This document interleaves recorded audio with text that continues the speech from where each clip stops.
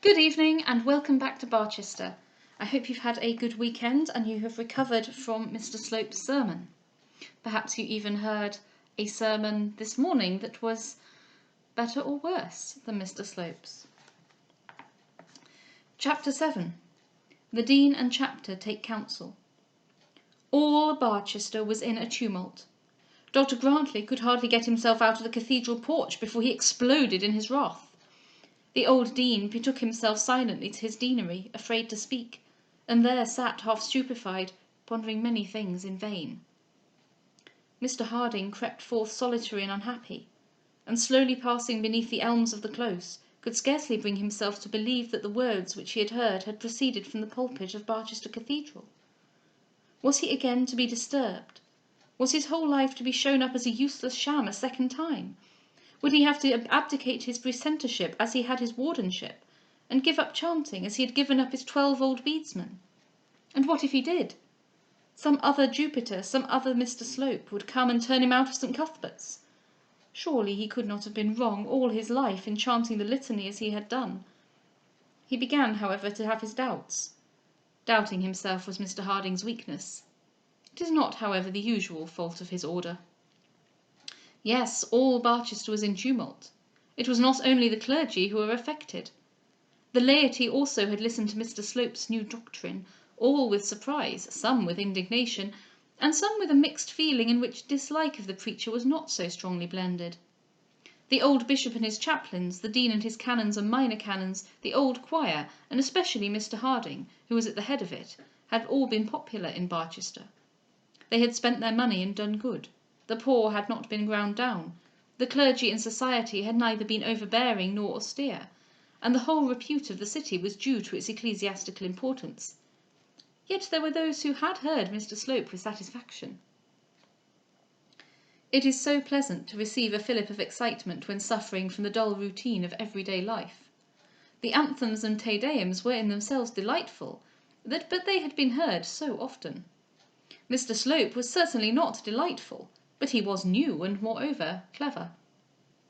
They had long thought it slow, so said now many of the Barchesterians, to go on as they had done in their old humdrum way, giving ear to none of the religious changes which were moving the world without.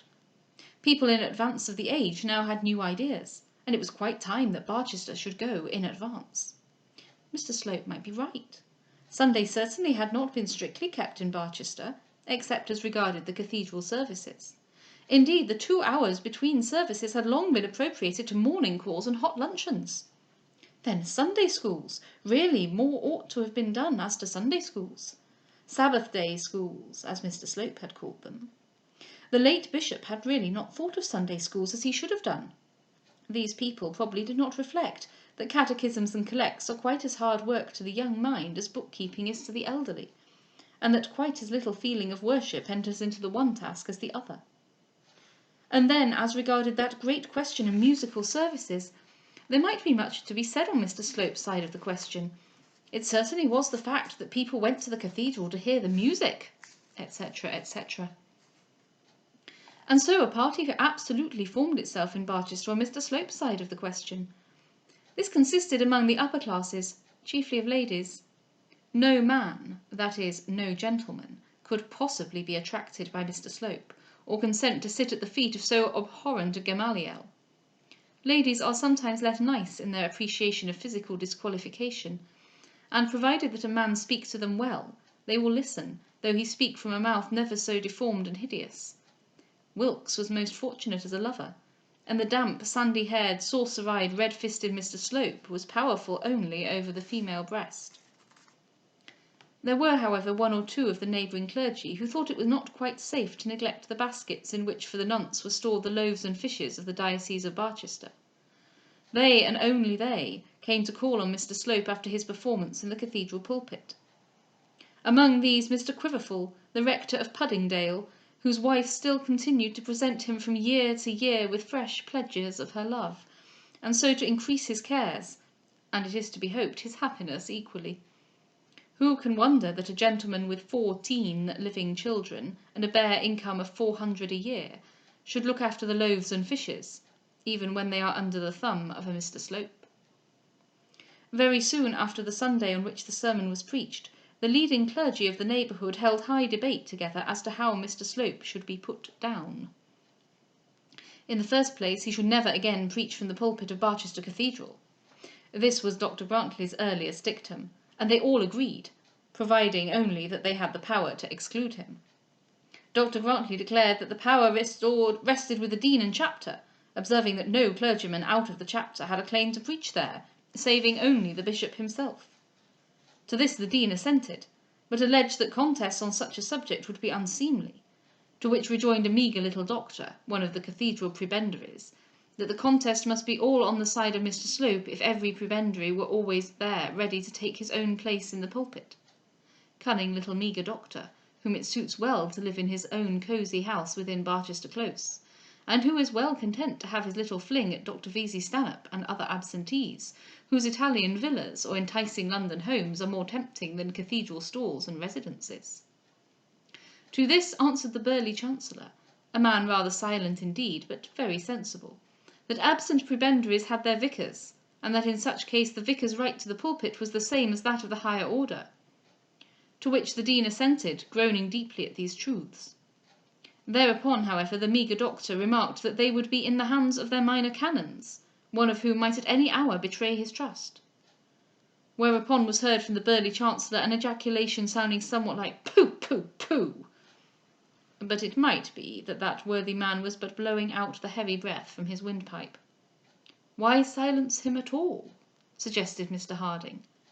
"Let them not be ashamed to hear what any man might have to preach to them, unless he preached false doctrine, in which case let the bishop silence him."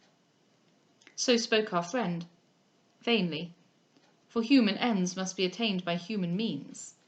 But the dean saw a ray of hope out of those purblind old eyes of his.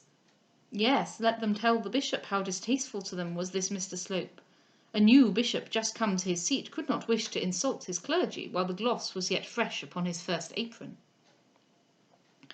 Then up rose Dr. Grantley, and having thus collected the scattered wisdom of his associates, spoke forth with words of deep authority. When I say up rose the Archdeacon, I speak of the inner man, which then sprang up to more immediate action, for the doctor had, bodily, been standing all along, with his back to the dean's empty fireplace and the tails of his frock coat supported over his 2 arms. His hands were in his breeches pockets. "It is quite clear that this man must not be allowed to preach again in this cathedral.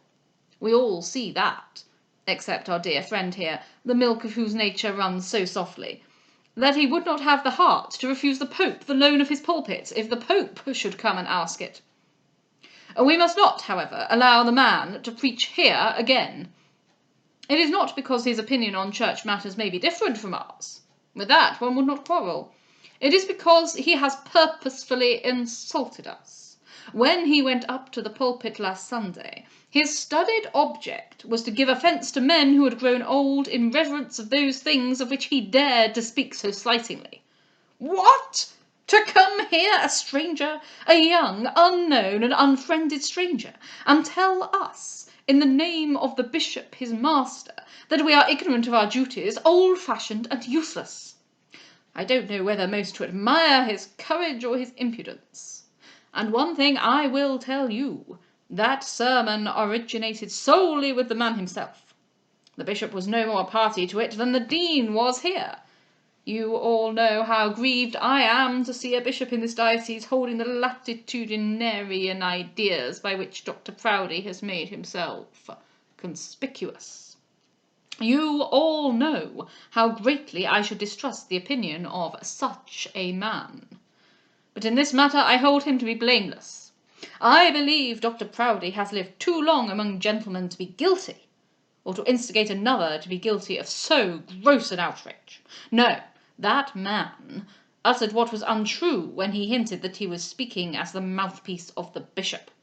It suited his ambitious views at once to throw down the gauntlet to us, at once to defy us here in the quiet of our religious duties, here within the walls of our own loved cathedral, here where we have for so many years exercised our ministry without schism and with good repute. Such an attack on us, coming from such a quarter, is abominable." "Abominable," groaned the dean. "Abominable. muttered the Major Doctor. Abominable, re-echoed the Chancellor, uttering the sound from the bottom of his deep chest. I really think it was, said Mr. Harding. Most abominable and most unjustifiable, continued the Archdeacon. But, Mr. Dean, thank God that pulpit is still our own, your own, I should say. That pulpit belongs solely to the Dean and Chapter of Barchester Cathedral, and as yet Mr. Slope is no part of that chapter. You, Mr. Dean, have suggested that we should appeal to the bishop to abstain from forcing this man on us. But what if the bishop allow himself to be ruled by his chaplain? In my opinion, the matter is in our own hands. Mr. Slope cannot preach there without permission asked and obtained, and let that permission be invariably refused. Let all participation in the ministry of the cathedral service be refused to him. Then, if the bishop choose to interfere, we shall know what answer to make to the bishop. My friend here has suggested that this man may again find his way into the pulpit by undertaking the duty of some of your minor canons, but I am sure that we may fully trust to these gentlemen to support us, when it is known that the Dean objects to any such transfer. Of course you may, said the Chancellor. There was much more discussion among the learned conclave, all of which, of course, ended in obedience to the Archdeacon's commands. They had too long been accustomed to his rule to shake it off so soon, and in this particular case they had none of them a wish to abet the man whom he was so anxious to put down. Such a meeting as that we have just recorded is not held in such a city as Barchester unknown and untold of. Not only was the fact of the meeting talked of in every respectable house, including the palace, but the very speeches of the Dean, the Archdeacon, and Chancellor were repeated, and not without many additions and imaginary circumstances, according to the tastes and opinions of the relators. All, however, agreed in saying that Mr. Slope was to be debarred from opening his mouth in the Cathedral of Barchester. Many believed that the vergers were to be ordered to refuse him even the accommodation of a seat, and some of the most far-going advocates for strong measures declared that his sermon was looked upon as an indictable offence, and that proceedings were to be taken against him for brawling. The party who were inclined to defend him, the enthusiastically religious young ladies and the middle-aged spinsters desirous of a move, of course took up his defence the more warmly on account of this attack. If they could not hear Mr. Slope in the cathedral, they could hear him elsewhere. They would leave the dull dean, the dull old prebendaries, and the scarcely less dull minor canons to preach to each other. They would work slippers and cushions, and hem bands for Mr. Slope, make him a happy martyr, and stick him up in some new Sion or Bethsaida, and put the cathedral quite out of fashion. Dr. and Mrs. Proudie at once returned to London. They thought it expedient not to have to encounter any personal application from the Dean and Chapter respecting the sermon, till the violence of the storm had expended itself. But they left Mr. Slope behind them nothing daunted, and he went about his work zealously, flattering such as would listen to his flattery, whispering religious twaddle into the ears of foolish women, ingratiating himself with the few clergy who would receive him, visiting the houses of the poor, inquiring into all people, prying into everything, and searching with his minutest eye into all palatial dilapidations. He did not, however, make any immediate attempt to preach again in the cathedral. And so all Barchester was by the ears.